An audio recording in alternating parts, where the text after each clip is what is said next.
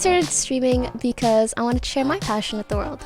Streaming allows you to just directly communicate with your audience and really build like a fandom that way. It was an opportunity to help a friend of mine go after a goal that he had, which was actually to stream full time. I used to stand up and get real animated and yell at the other team and scream and talk that talk, you know? I remember sitting in my room and one day I was just playing League and Alex was watching me over my shoulder. So he's like, Lizzles, you should start streaming.